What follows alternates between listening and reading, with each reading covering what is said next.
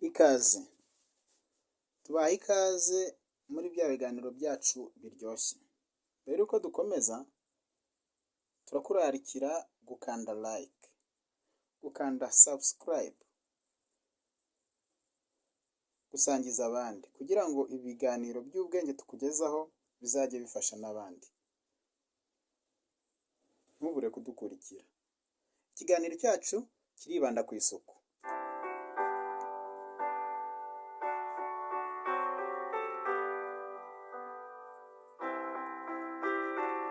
Ikaze nanone kuri Kwizera Ildefonse Official isuku.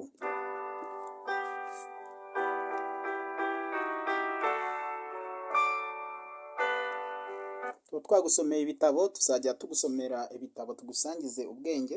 Ubwenge n'ubundi nk'uko twese tubizi buba mu bitabo.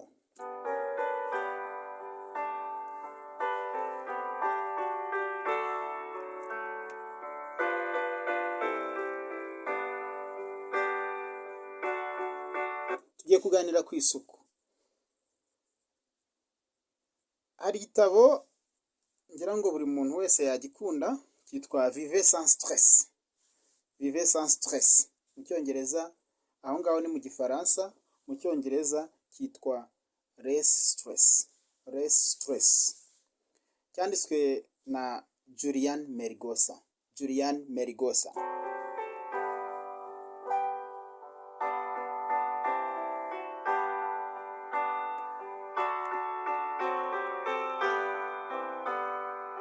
Ikindi gitabo turi buze kuvugaho muri iki kiganiro ni igitabo Croquez la vie, enjoy it.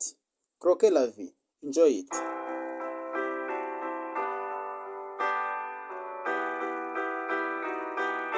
Igihe tuganira ku isuku, ushobora kwibaza ngo ni iyihe suku?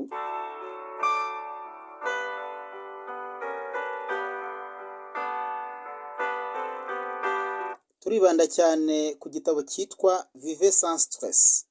Less stress. Hari isuku y'uburyo bwinshi. Isuku ku mubiri wose, wamaze koga, iyo ni isuku. Ibirenge, inzara zitunganije, umusatsi, iyo ni isuku. Ibirenge biratunganije, wabyogeje, wakarabye. Umusatsi, iyo ni isuku. Inzu isukuye, imodoka wayogeje, umuhanda mwiza ugana iwawe, aho ngaho hari isuku. Imyenda yambarwa ifuze, mushwari ukoresha wisukura irasukuye, iyo ni isuku. Ibyo kurya bisukuye ni isuku.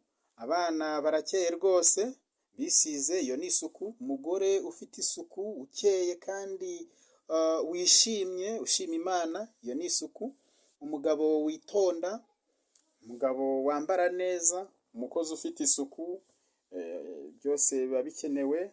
Ibyombo, amasahani, ibirahuri, ibiro ukoreramo bifite isuku. Amafaranga adasesagurwa, twavuga ko hari isuku ku mafaranga. Ubu uyafata neza ukayakuyakuya, nayo aba asukuye. Izo zose ni isuku, ariko harabura isuku imwe. Isuku imwe y'ingenzi ni iyihe?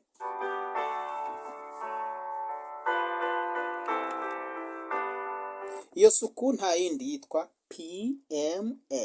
PMA, acronym.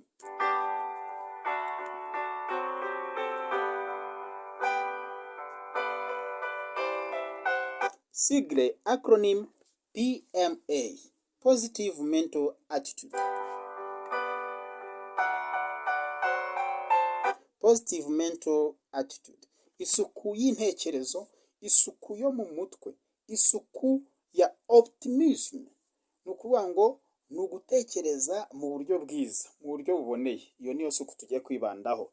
Ikindi ni isuku igutera ibyishimo.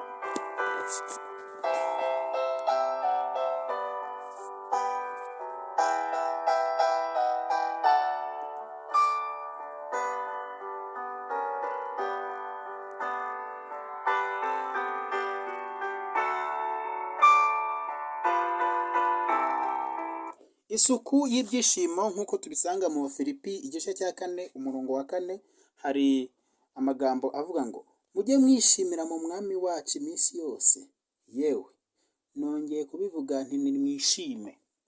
Mujye mwishimira mu mwami wacu iminsi yose, yewe nongeye kubivuga ntimwishime.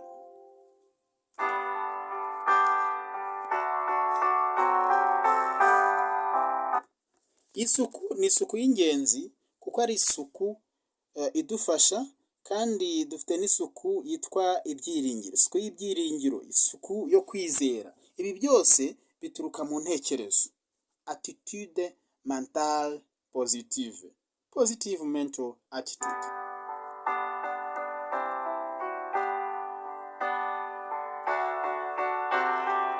Kubana n'abandi neza nabyo ni isuku nk'uko tubisanga mu gitabo cy'Abaheburayo igice cya 12 umurongo wa 14. Kubana n'abandi neza, Abaheburayo 12 umurongo wa 14.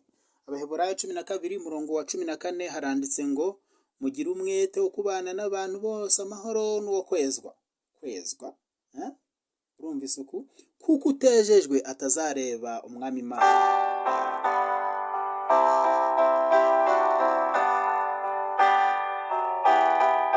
Igitabo cyiza cyane Croquer la vie. Croquer la vie cyanditswe na Dr. Pamplona Roger, Croquer la vie mu cyongereza ni enjoy it. Tuhabona 8 facteurs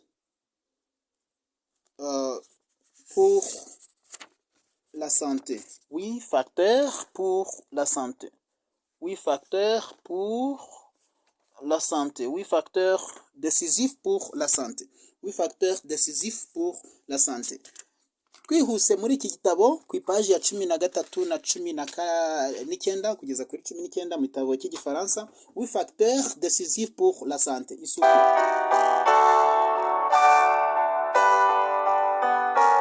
Gutekereza ibyiza ni isuku. L'état d'esprit positif. Prenez l'habitude de prendre les choses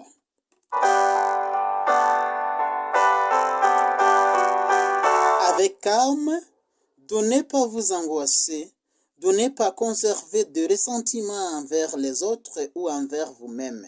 Kutirakarira cyangwa ngo urakarire n'abandi.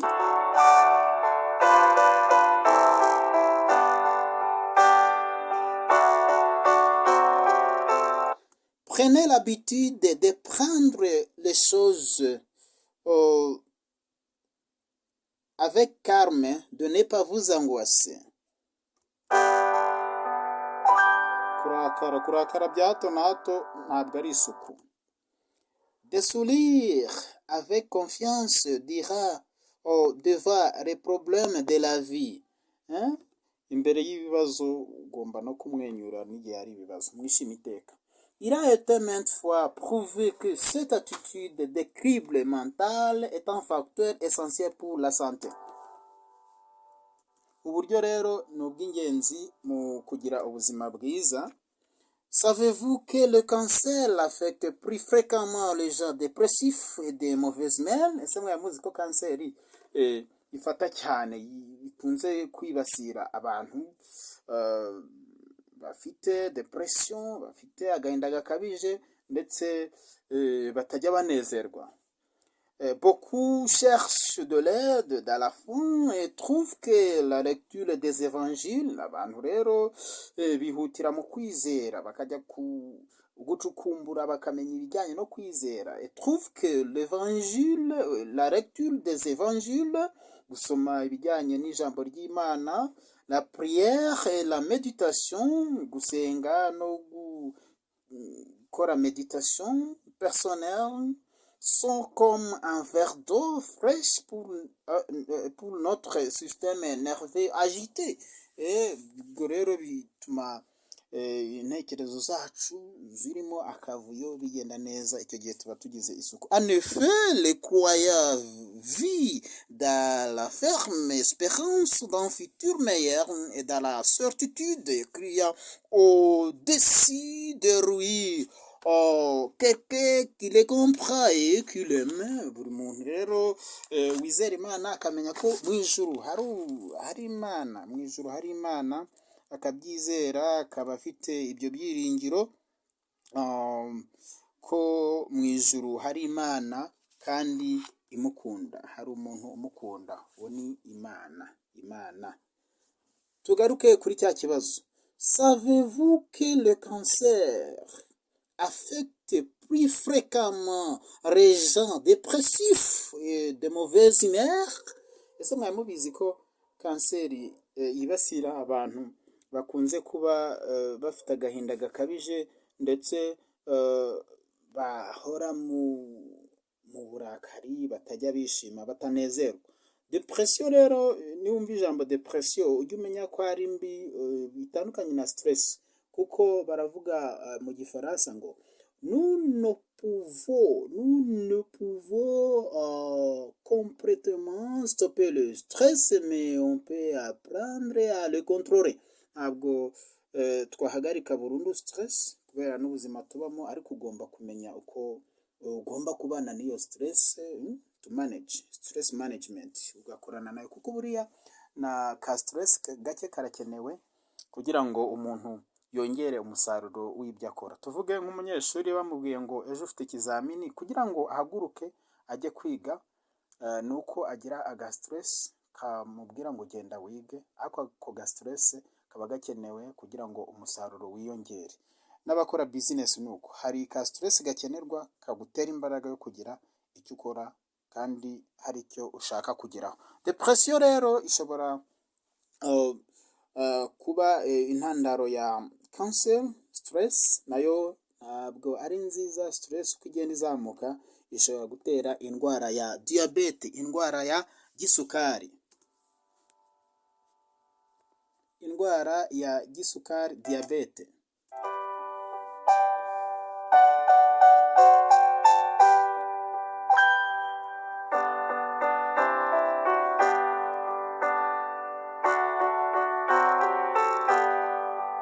Agatabo kasohotse mu gihembwe cya mbere cy'umwaka wa 2021 kitwa mu kinyarwanda kasobanuwe ngo Yesu ararira, icyo Bibiliya ivuga n'amarangamutima y'abantu. Ku ipaji ya 24 abagafite muzasome mu kinyarwanda, Yesu ararira, icyo Bibiliya ivuga n'amarangamutima y'abantu. Icyigisho cya kabiri cyaravugaga ngo icyo Imana yaduteganyirije igihe duhangayitse. Mu gifaransa, remède divin contre l'angoisse.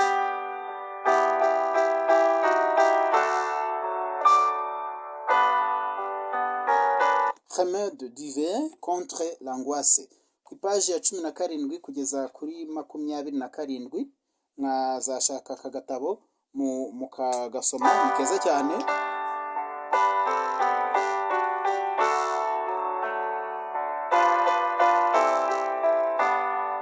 Agatabo kitwa ibyigisho biyobora abakuze kwiga Bibiliya, Adult Sabbath School Bible Study Guide, ko mu 2011 mu gihembwe cya mbere.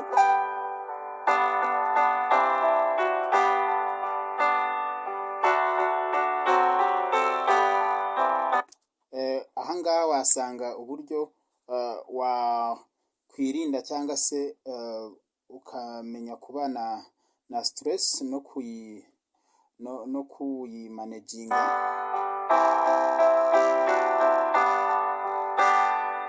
kuyikumira kugira ngo itakuzaza. Ariko nanone ushobora gusoma mu rwa mbere rwa Petero igice cya 5 umurongo wa 7, muyikoreze amaganya yanyu yose kuko yita kuri mwe. Muyikoreze amaganya yanyu yose kuko yita kuri mwe. Kwizera rero ni ingenzi mu buzima bwa muntu.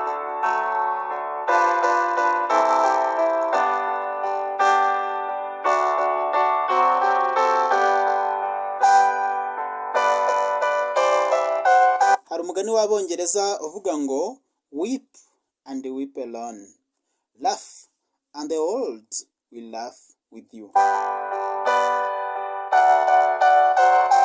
Aya ni amarangamutima, icyo Bibiliya ivuga n'amarangamutima, kurira.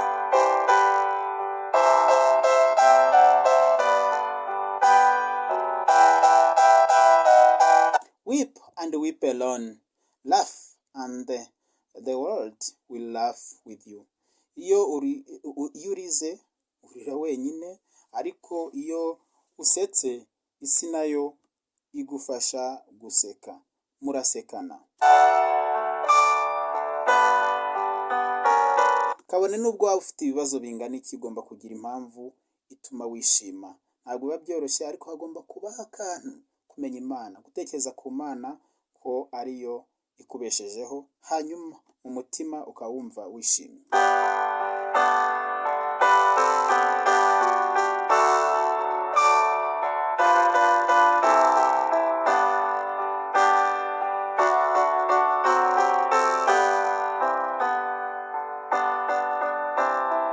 Handi imvugo yo mu Cyongereza ivuga ngo maximize your pleasure and minimize your pain.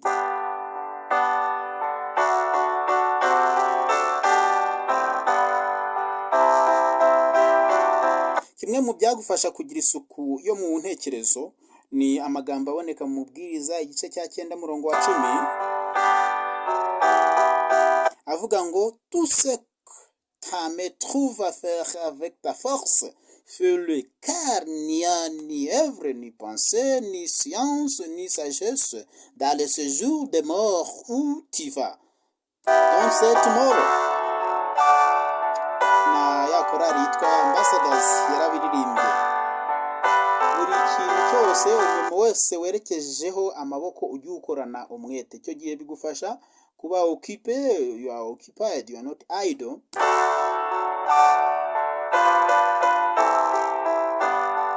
Uko ugira mu turimo rero bituma ugira isuku y'intekerezo, isuku yo mu mutwe, kandi irakenewe cyane.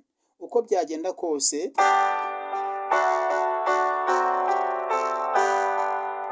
ubukire bwa mbere ni ubuzima bwiza, ariko cyane cyane iyi moteri, intekerezo, ubwonko yari buzima, byose birashoboka.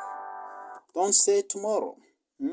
Kora wivuga ngo ejo nibwo nzabikora, tangira uyu munsi.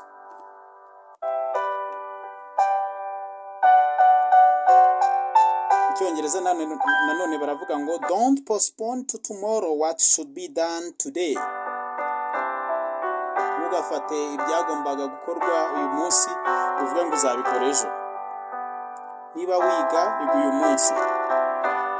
Niba ukorera Imana, yikorere uyu munsi. Maximize your pleasure and minimize your pain. Ujye ushaka ibintu biguha umunezero, ugabanye ibimutera agahinda.